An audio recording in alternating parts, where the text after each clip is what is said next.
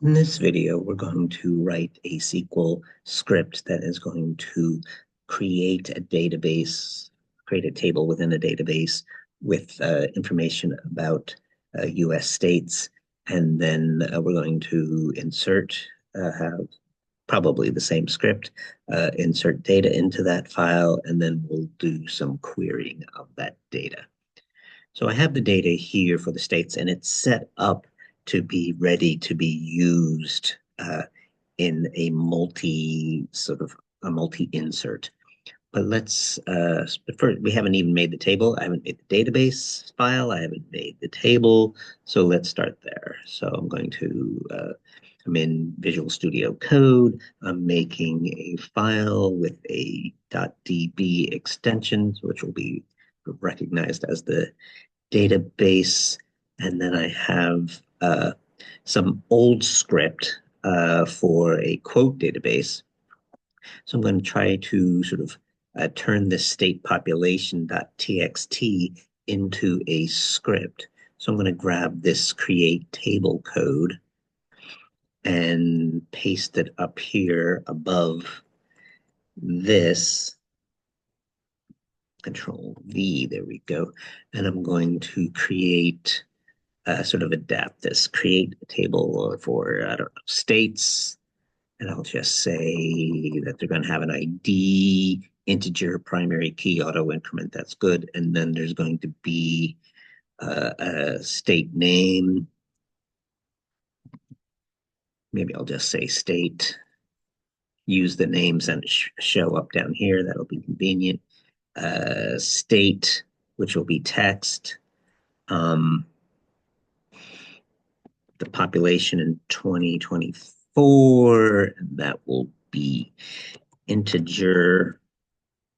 The population in 2023, that will be integer.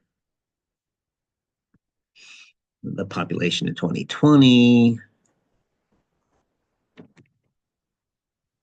that's when there was actually a census, and that will be integer. And then copy this, the square mileage, control V, and that will be an integer. And the land square mileage,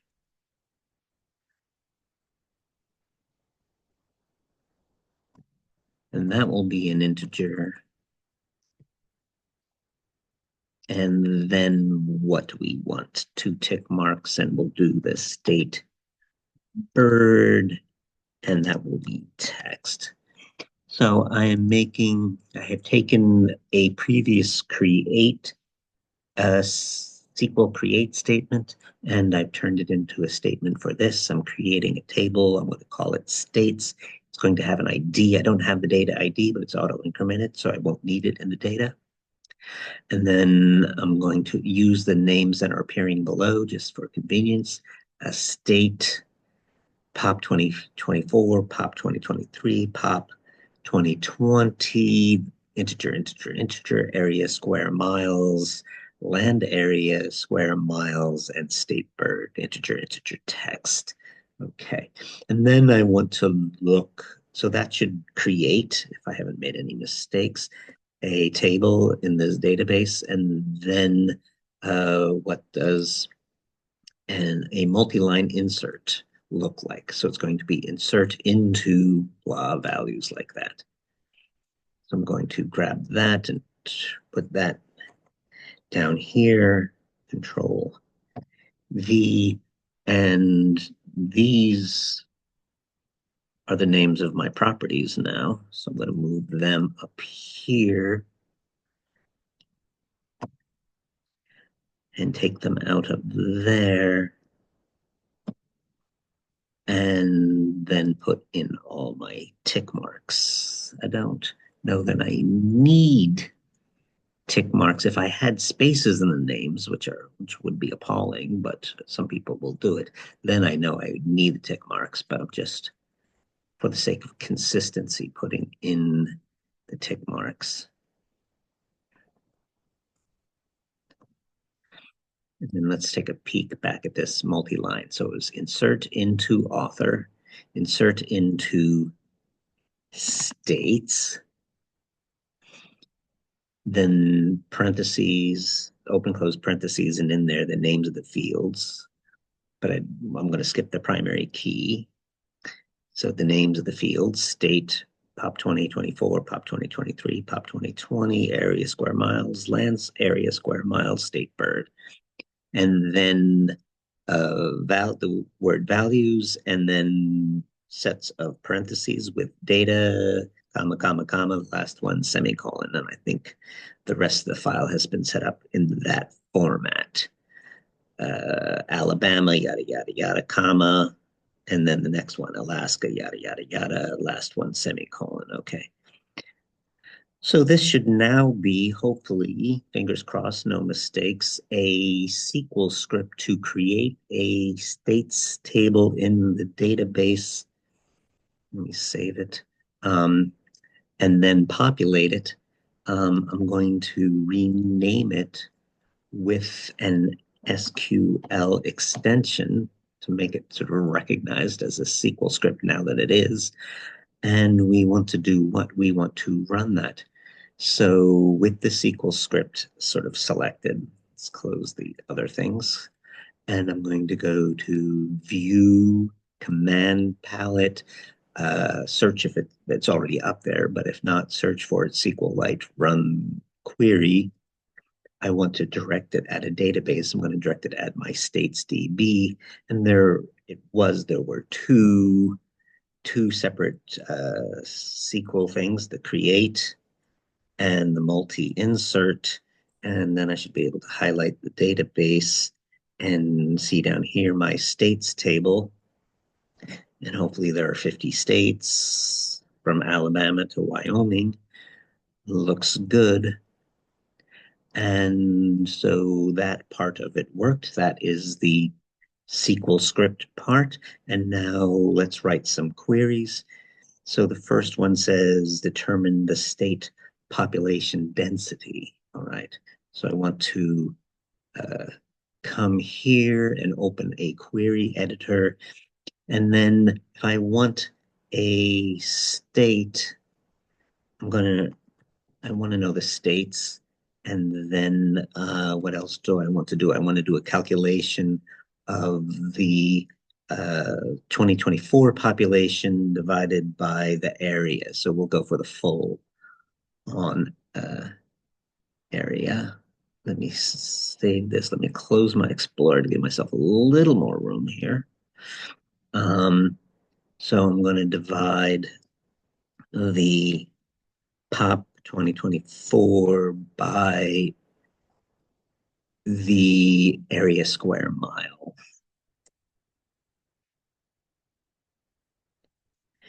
And sort them in ascending order. Okay. So let me move the from to a new line and let me sort as order by. And I'm going to order by my calculated quantity, Control V, and they said ascending, and that's usually assumed, but I'll put it in explicitly. And then let's highlight that and run it. And so, not surprisingly, Alaska has a low population, and New Jersey is very populated, very dense. Okay. Um, Now we see here that it's giving us all sort of crisp integers, um, and that is because it's doing both of these quantities were integers, and it's doing an integer division, which means that there's no sort of fractional part. If you want a fractional part, then you can, and you don't necessarily need one here, but you could do it. If you want to do that, then you can add cast the population as real. Now I don't know Is it going to yell at my sort? Probably. Let's see. I may need to add that to my order by down here. Let's give it a whirl. No, it took it, gave me so it sorted that without me putting the cast down here. But now it's giving me my sort of fractional parts. So Alaska was 1.1, Wyoming was 5.995. Okay. So that is the state population density. I could do the land density instead of the full area, but anyway, you get the idea. Write a query then determines the change in a state's population and puts them in descending order. Okay. So let me write so I'm going to select down here, state, and then we're going to do which two? 20, 24 minus 20.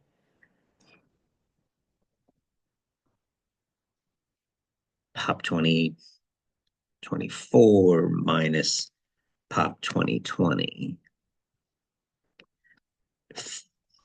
from states, small s states, and then order.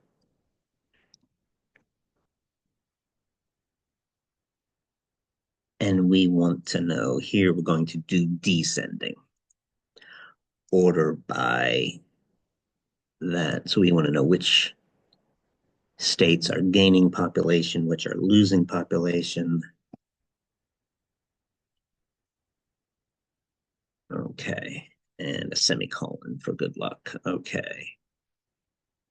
So Texas has gained the most population, and some states, we're going to have some negative answers, some states are losing population.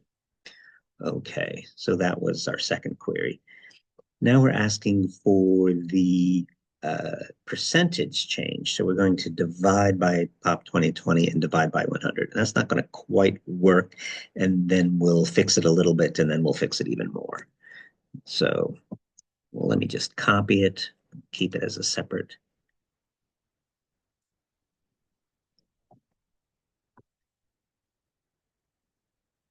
So let's do that and then divide by pop 2020. And that's just going to give us, and then turn it into a percentage, so multiply by 100. Let's see what that does. It's not going to be very satisfactory, and then we'll. So it's just 0, 0, 0, 0, because it's doing integer division, and so this difference is always smaller than the overall population. Nobody's changing their population by 100%. So this is in integer division 0, and then we multiply by 100. We can do better by multiplying by 100 before we divide. That will help the situation a bit. And we want it descending. So and then we have that. Let's put this down here in the descending. I didn't want to sort it by who had the biggest population change, but by who had the biggest percent change. And so we still had Texas first, even though Florida had a bigger percent change. So now we're going to order by the right thing. And so the biggest change was Idaho, had a big percentage change because it didn't have much of a population to start with. So any sort of change makes it big. And who's changing by a lot? New York and Illinois are changing by a lot. Okay. And then we can add the cast as real.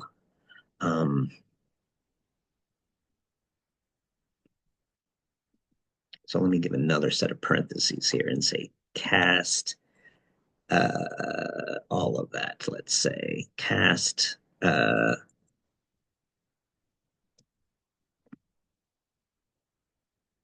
maybe just before we do the division. Okay, cast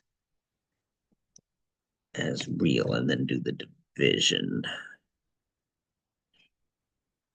Um, I am screwing up my parentheses.